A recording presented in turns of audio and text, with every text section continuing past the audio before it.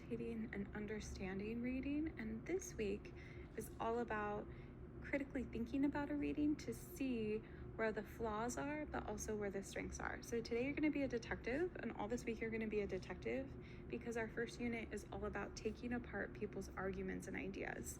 And so these are huge skills that you need for college level reading, and I want you to be ready for that.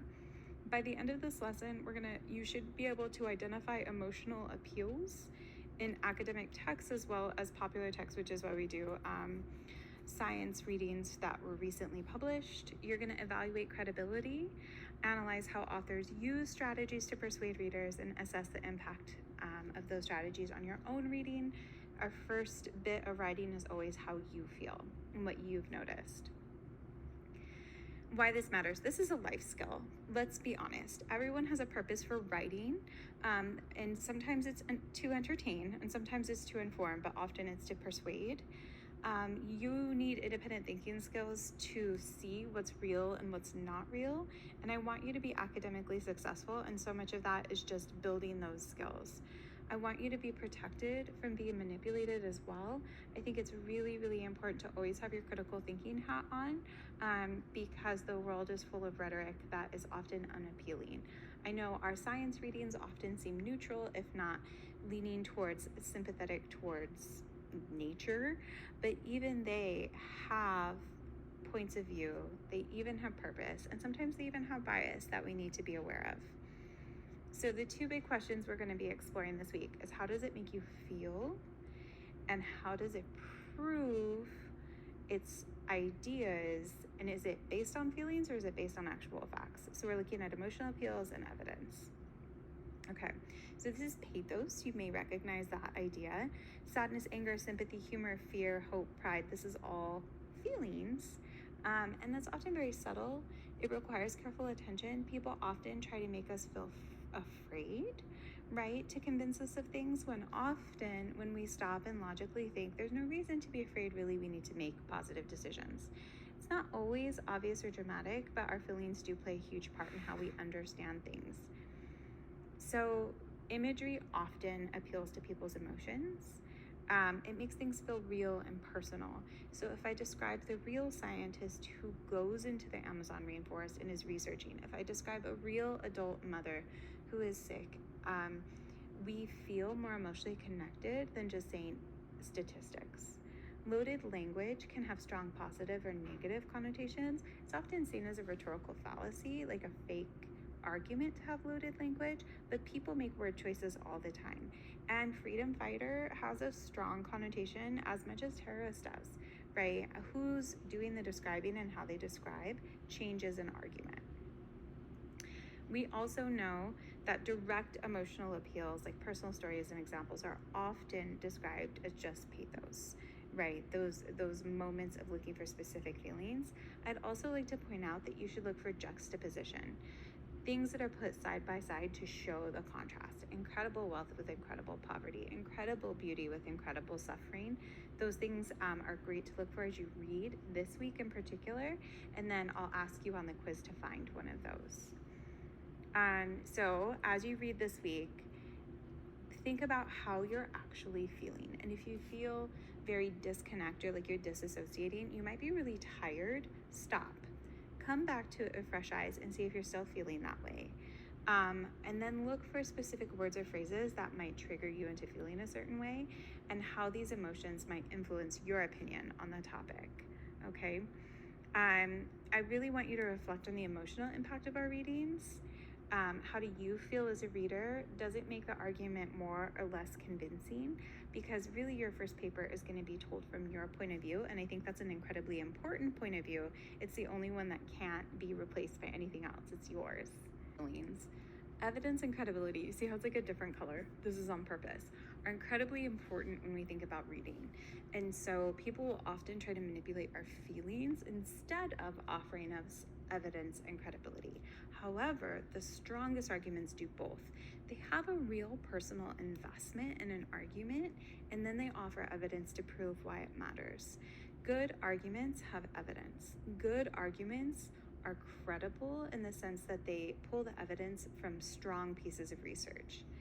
So there's 4 things I want you to look for in the readings this week. Citations. Who said it? How do they know? And because we don't get a ton of work cited, what you're really going to see in our readings is people talking and interviewing actual experts. I love numerical data. Can you find some in the readings this week? It's super important, right? But we need to know where the numbers came from and if they offer sample size or methodology or some other way of helping us understand, which is also why we did the library research module, because you need to kind of understand that research exists in the world of research, right? We're looking for sample size, we're looking for methodology, we're looking for people who are showing how they know, right? This is called the quantitative foundation for a strong argument. These are the measurable parts of a strong argument, right? Both require careful evaluations because numbers can be made up. And so we need to know that they came from a real place and that they really reflect the world, right? Also look for expert testimony. And I love that often an author will put a comma and describe a person. So it's not Dr. Rowley said this is a good idea. It's Dr. Rowley, comma, educational expert and researcher, comma, argues. Great. But if it says just leading expert or top researcher without saying where they worked and what they researched, be careful. I love the appositive for this reason. And when you do your own research paper, this appositive will come back because you'll use it, which is so, so cool. Here's the questions we ask when we evaluate sources. In the reading, do they reference or quote an expert? What is the expert's credentials? What do they do? How do we know they know? And why did they choose this person?